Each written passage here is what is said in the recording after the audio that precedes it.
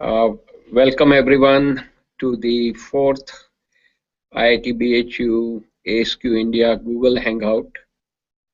Today we have chosen the topic of effective meeting management, which is so critical in our day-to-day activity, whether we are student, faculty, working in the corporation or any organization. We are called to attend a lot of meetings. Now, if those meetings are not effective, then it takes away our time in doing our regular work, and it adds to the additional effort required where we are wasting time in ineffective meetings. So this topic is really important around the world, and it is also, if we do it well, it can enhance the productivity, and if we don't manage it well, it will kill our time. So with that brief intro, let me share the PowerPoint presentation. And okay, can you see the The slide? full screen is not there. Yes, sir. I can see it. So here is the agenda, meeting management process. We need to have several items: planning for the meeting, running the meeting, facilitating the meeting, follow up after the meeting, and we will discuss a little bit about cost of the meeting. Now, when you are organizing a meeting, these are some of the thoughts come to mind, and you need to ask these questions. Should one call a meeting randomly? Do you require a meeting agenda? Should we start our meeting on time? And even if we start on time, is the meeting ending on time? Now, how much preparation is needed to run an effective meeting? And what is the role of a facilitator? Do we ever evaluate the meeting, how effective it was?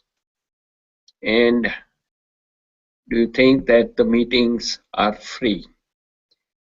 Now, when you ponder about these questions, it will give you an idea that during this presentation, we will address all of these items one at a time and try to stress that managing meeting requires effort, and one has to do it in a proper way so that everyone's time is used properly. Now, to begin with, we can look at Dr. Deming's cycle. Dr. Deming, as we all know, is the father of the quality movement along with Dr. Juran. He gave a wonderful cycle for continuous improvement, which is applicable for effective meetings. That is, requires planning, and as we have talked about before, 10% excellent planning with 90% flawless execution is critically required to do whatever we are trying to set out to do. Now, once we have done the planning, we need to execute the meeting. Study means we have to collect the feedback, and based on the feedback, on the evaluation of the meeting, we can keep replanning and add the necessary components to make the meeting effective. Now we begin with the planning phase.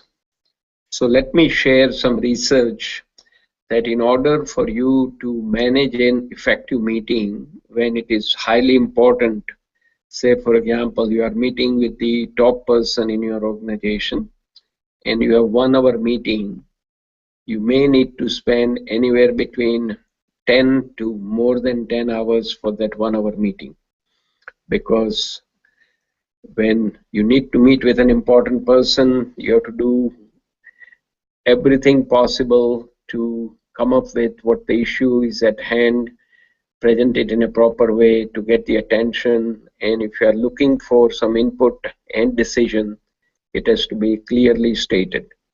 So 1 to 10 is the normal ratio for the person who is planning the meeting. Now I'll give you my personal example. When we are working with a company to get them ISO certification, and this is the international standard certification, we had a 2 hours meeting with us 7 top executives of the company.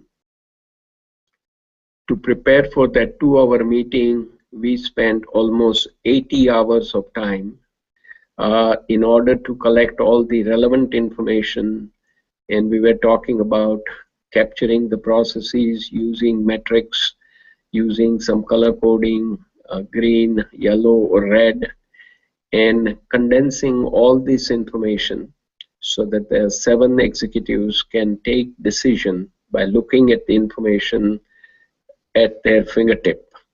So preparation is extremely important.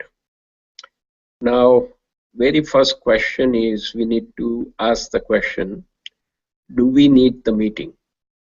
What's the purpose of the meeting? Are you looking to get the info from the customer, or you are just understanding the needs of the customer, or it's a sharing information session regarding what you are trying to offer to the customer?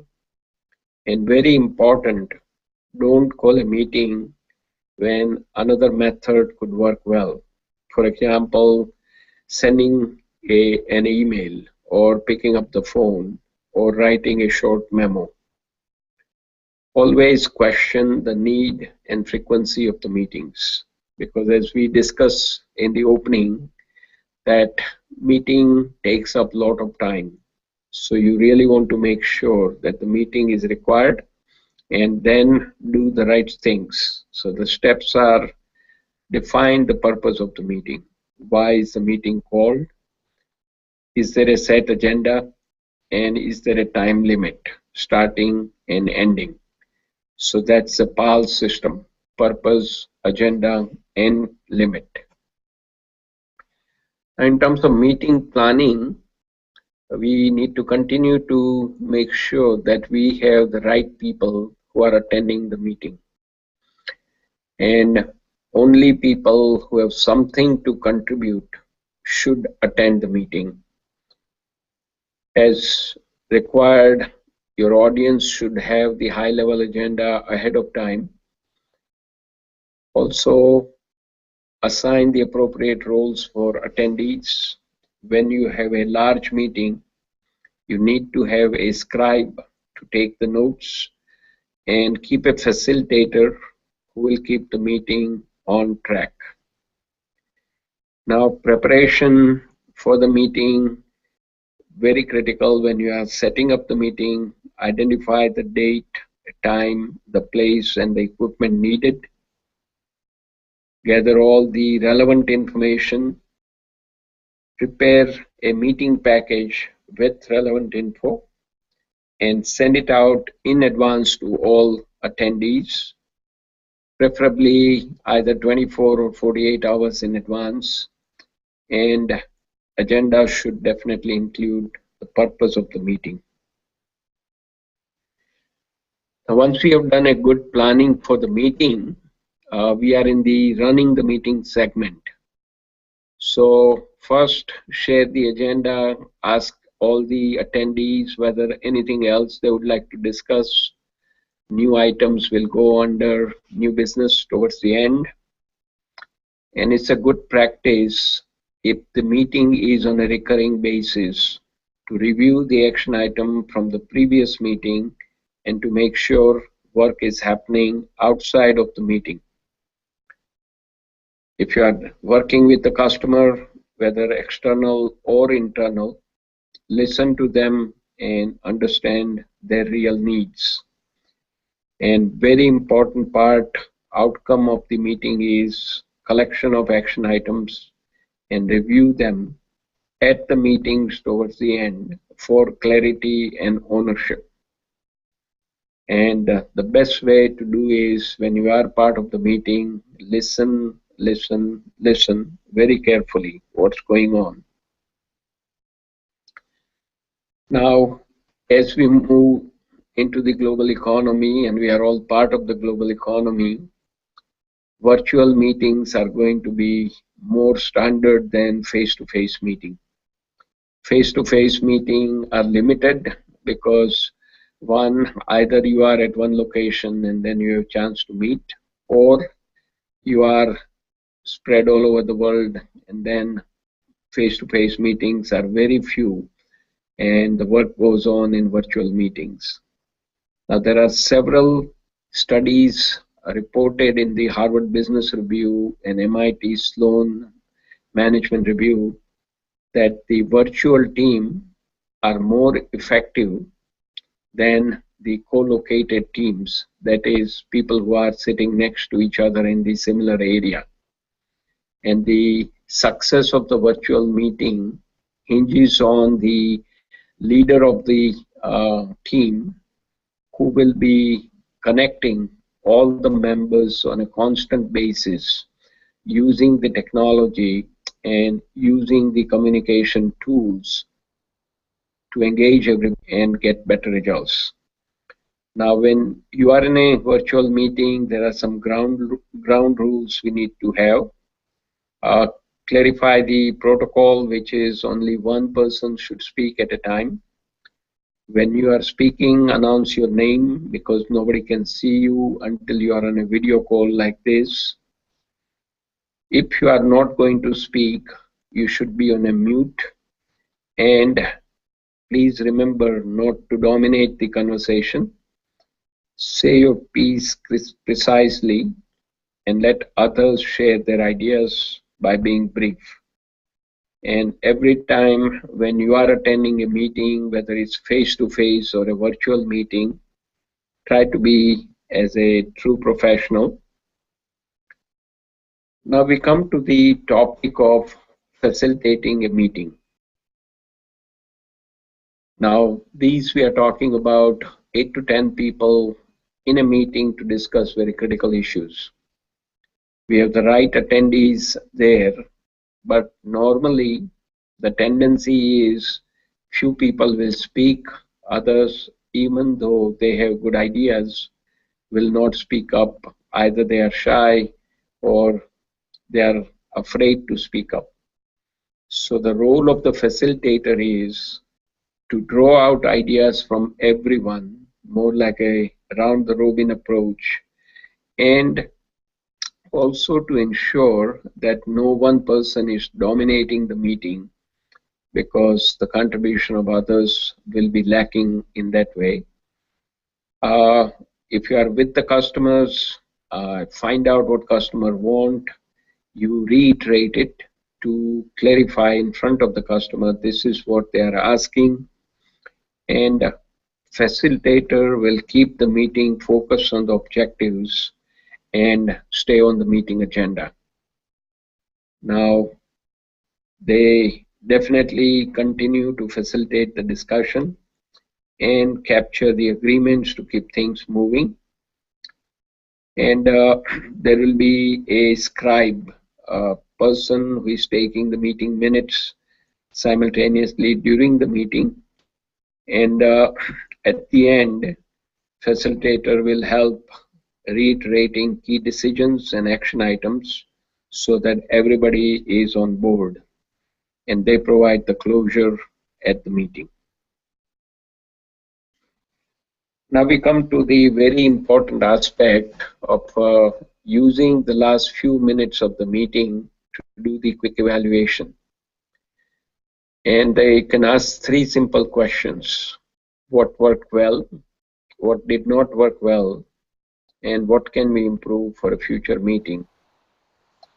And the guidance is you summarize all the feedback and include it with the meeting minutes for send out.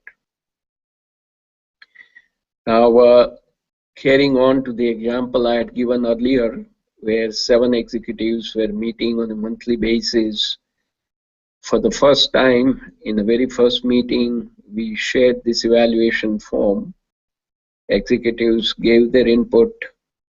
We summarized their 7 people input, put it as a meeting feedback summary, and started making some changes in the subsequent monthly meeting. So the executives were totally surprised that whatever input they gave, few items were getting worked upon, which were the most important one to keep the meeting more effective. And then they started giving more and more feedback. So the idea of evaluation is to understand from the participants what is working, what is not working, so that can be fixed.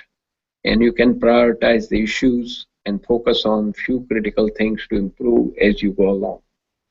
Extremely critical to do continuous improvement in everything we do, including the meetings.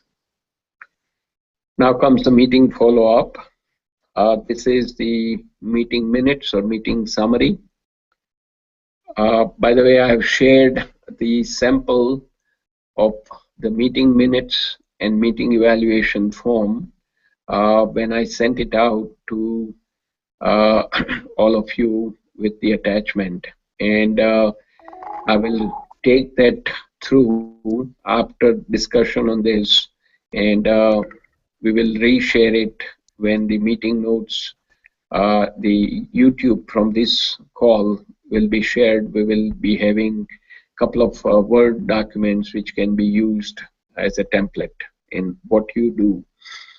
So in the meeting summary, we want to capture the meeting date, time, and place, who attended the meeting, what were some key discussion points, what are some of the key decisions we have reached, and then capture the action items. The notes should go out within 24 to 48 hours of the meeting, include the meeting evaluation summary, which was captured towards the end of the meeting, and keep the meeting minutes brief and very, very focused. And then that meeting minutes will allow the collaboration offline before the next meeting, and is vitally important to do this meeting minutes on a timely basis.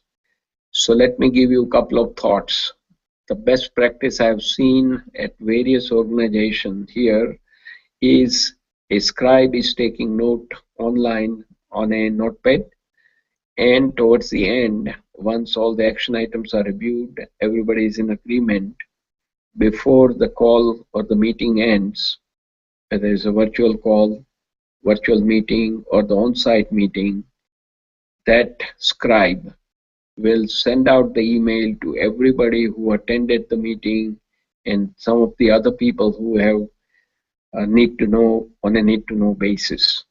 That's the best practice. You send it out as soon as the meeting is about to end. The purpose of the meeting notes is not to sit on it, but give that information to everyone so that the people concerned can take on the action item they are assigned to and be ready with the status update or closure of the item by the time the next meeting rolls around. And I'm talking about repetitive meetings coming up once a week, every week within the organization, within the setting. So important to send out the meeting notes on a timely basis. And I've been hearing some stories that number of meetings happening on the campus, notes don't even come out for months at a time, and then nobody takes any action, and it's a waste of time. Now let's focus on the cost of a meeting. One thing we should all remember, that the meetings are never free. There is a basic cost involved, and here are some of the areas where cost comes into play. So take a look at a situation that you are in a large corporation or even a small company. People are attending the meeting. The amount of salary prorated for that portion of the meeting is one of the costs. Secondly, the conference room or the hotel space where the meeting is happening, that rental charge needs to be accounted for this particular meeting. The gallons of coffee or tea is consumed, the food eaten, either breakfast, lunch, or dinner. If people have to travel, their travel expense, the lodging expenses should be added to it. And at the end, adding up all the cost, you need to do a quick cost benefit analysis that by hosting this meeting, were we able to achieve our objective and what did it cost? If the cost is higher than the benefit, you need to think about doing something different and doing something better. Now, the issue is when you are attending a meeting, your other work is not getting done. So sometimes your real work gets done very late at night, and or you take it home or the weekend, etc. Now, once you are working in an organization, your window of time is say 9 to 5. And if you keep attending this kind of unproductive meetings, you have to take home all the work, and that affects the work-life balance. And also, you may have to stay late, and those things are not good to maintain the harmony at home. Now, opportunity cost, if you spend time in non-productive meetings, instead you use that time to work on the critical issues, say for example, working on the customer issues, it will bring you more value. Best practice effective meetings. Now this is the person, Patrick Lencioni, has written a very interesting book called Death by Meeting.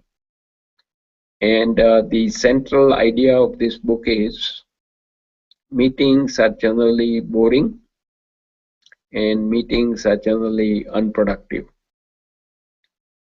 So he gave a very clear guidance in this small book that we fail to understand that we need to conduct different type of meetings.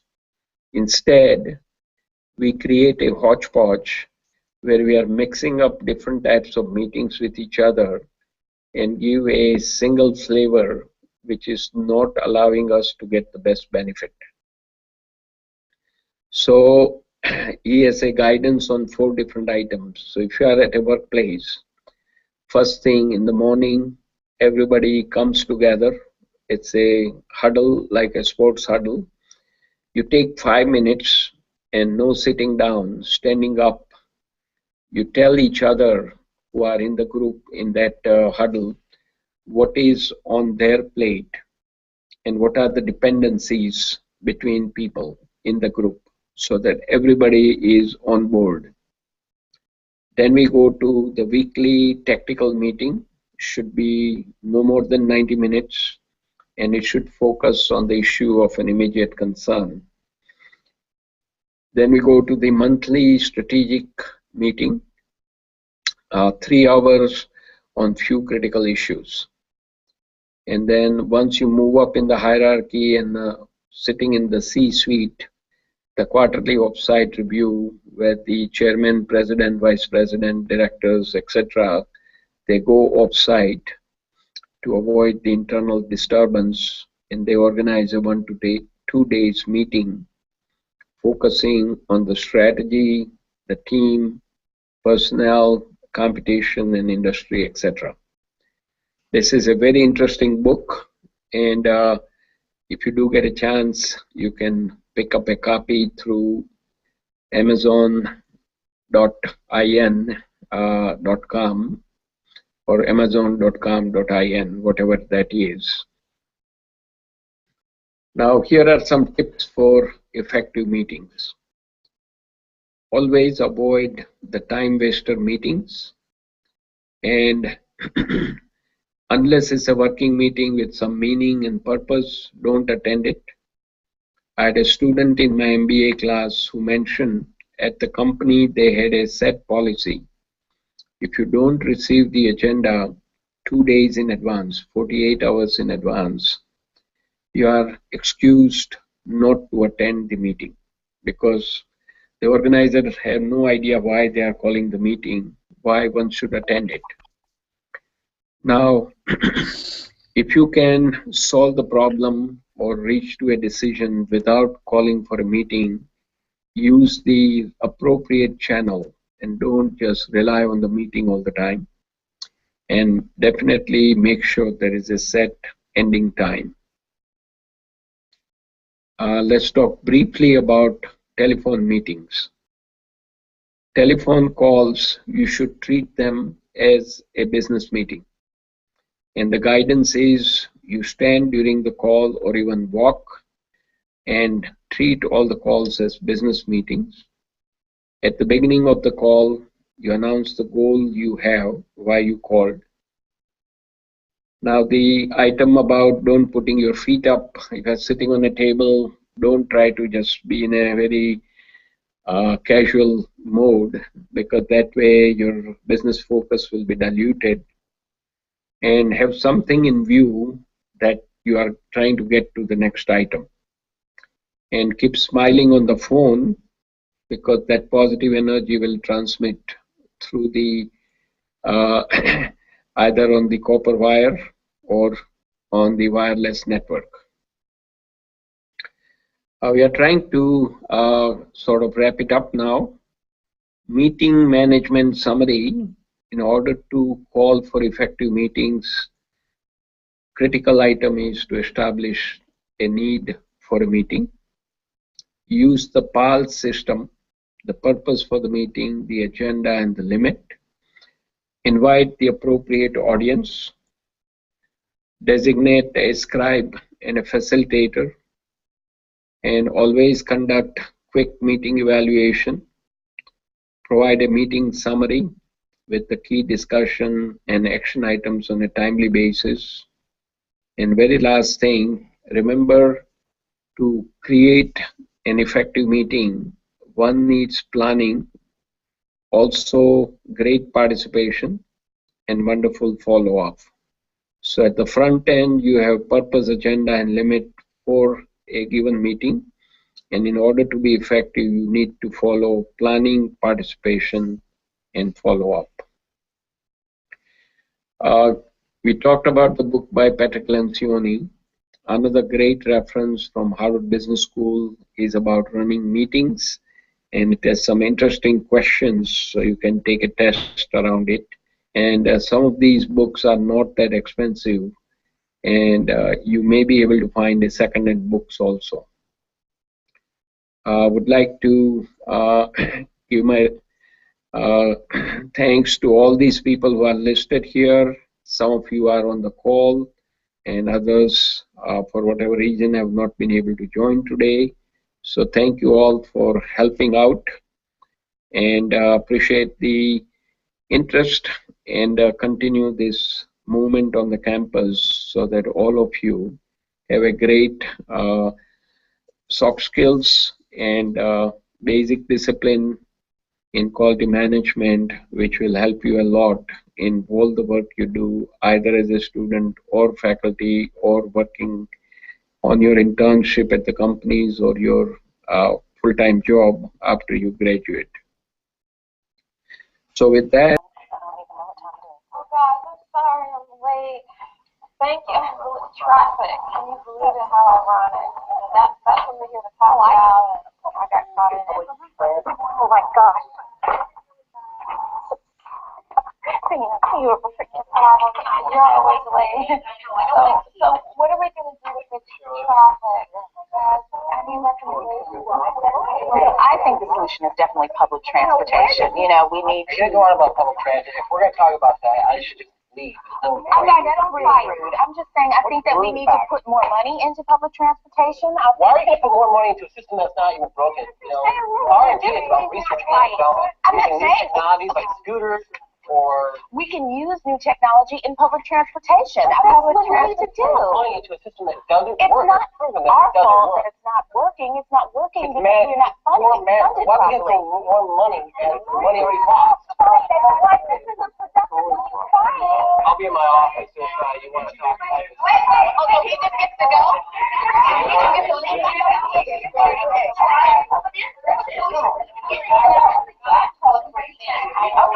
Okay.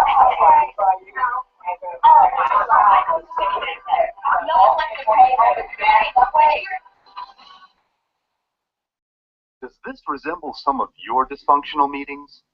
Do you sometimes feel like you're drowning in chaos?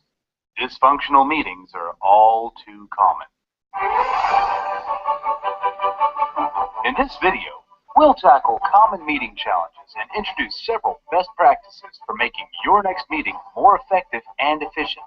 Let's take a look at the same meeting scenario and see how our meeting facilitator, Dana, can take control. So with that, Like seeing the video, two things were very much clear to me. When you come to the meeting, like every attendee has a perfect agenda in his or her mind to be discussed at the meeting, and usually what I have seen in my life till now, meetings have very less efficiency. Like if it come range, it's 50 or 60% at maximum. What we intend to discuss and what we discuss is totally different.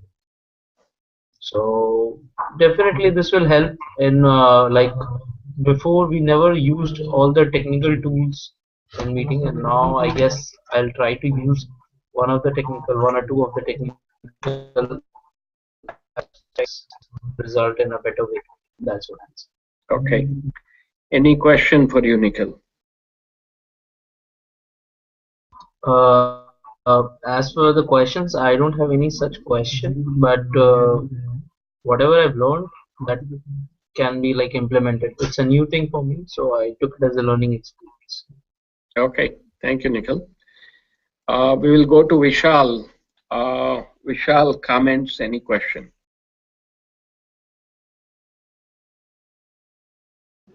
No, sir. I don't have any questions to ask. Rather, the discussion or the lecture was very interesting for me, and I really learned a lot about the meetings and how to use all those important aspects and tools of particular meetings. Okay, thank you, Vishal. Comments? No, sir. No question, sir. No comment. The meeting was very fruitful one, and I was thinking of having this type of meeting sometime. Very thankful to you. Okay, very good. Jeet, any comments? Sir, the session was quite interactive. Nice. It was nice. Okay, very good. Thank you. Very good, sir. And any other comments? No, sir. Sir, in future, sir, I came to learn that in future how to conduct a meeting. So it was a very interesting and very learning experience for me. Okay, wonderful. Thank you. And the GSMC, Diksha and Anshika, any comments?